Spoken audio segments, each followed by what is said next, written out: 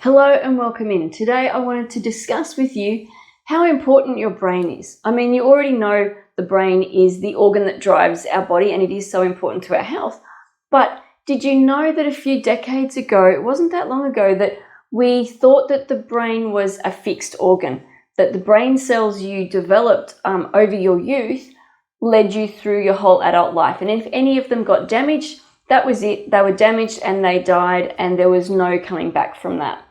And so that was a little bit disconcerting in some areas, because it's hard to think that if you damage the brain, and the brain's so important to driving the body, that there was no way of repairing and returning functioning to that part of the body.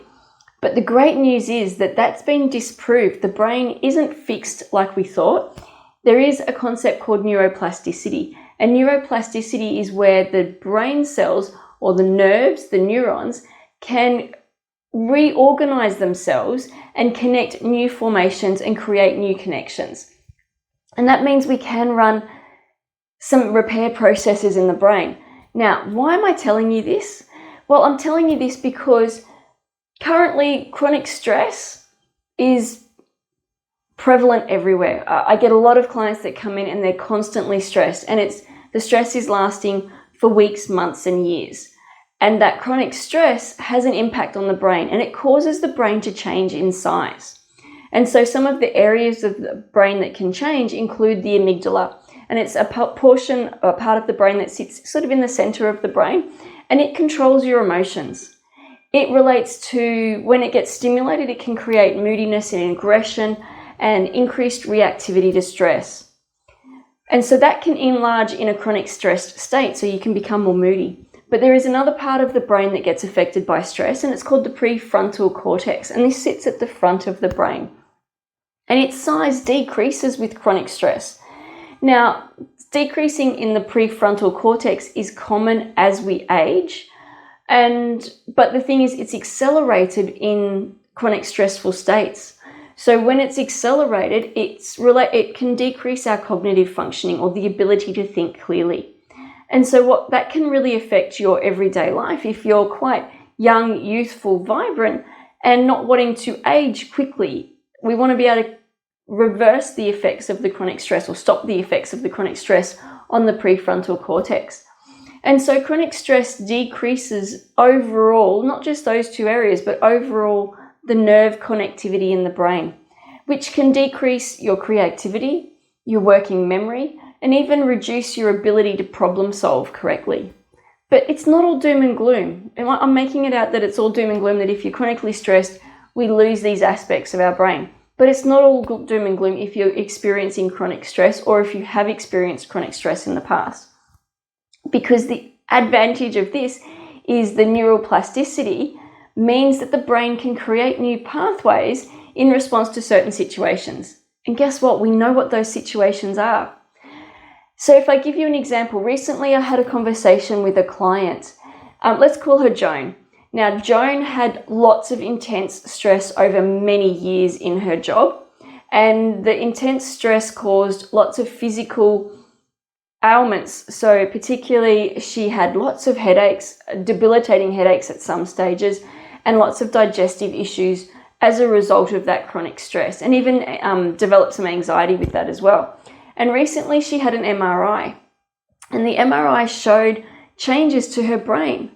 Now that worried Joan immediately, because her parents both suffered from dementia, and she was just determined not to go down that path, and really worried that she's such a vibrant, youthful woman, participates in life, and she didn't want to, I suppose, follow the path of her parents so much. And so when we spoke together about the changes in her brain and the chronic stress from her job, I spoke to her about neuroplasticity, what it meant, and how we could harness that in her brain.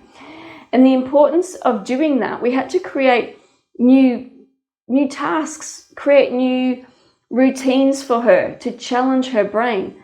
Because when we create new tasks, new learning activities, the brain lights up and creates new neural connections, new nerve connections. So just the same way as kids' brains grow when they're learning during the development of their childhood, as adults, we can get the same thing happening. So for her, I discussed the activities like word puzzles, those brain games, Lego. So with Lego, not only the figuring out how to make something out of Lego, but also the fine control and the motor skills that go with Lego. Spoke to her about learning a new skill. What was it that she'd like to learn? Was it a language? Was it a new technique? Was it a new sport? Was it a new creative activity? Learn something new, and when she mastered that skill, look at learning something else as well. Other simple things like brushing your teeth with the other hand. We're so used to brushing our teeth with our dominant hand.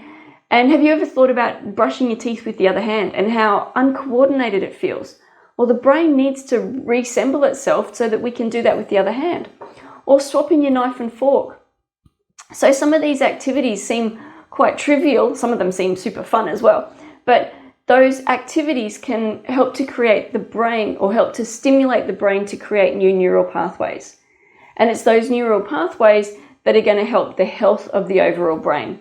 Now, I also spoke to Joan, that's not her real name, but I also spoke to Joan about her active relaxation, finding some ways of actively relaxing in her stressful life. Yes, we spoke about the intensity of her work and possible ways of managing or addressing the stress that came along with her work, but also active relaxation techniques, meditation, yoga, reading a book, any of those kinds of techniques that she found relaxing that she could do regularly. Because the scientists have been able to find that relaxation can reverse some of the stress-induced changes in the brain, and that's so exciting. So putting some kind of relaxation technique into your everyday routine is a great way to help change the brain. And then also looking at regular exercise and great nutrition. Good nutrition is essential to help to create these new neural pathways.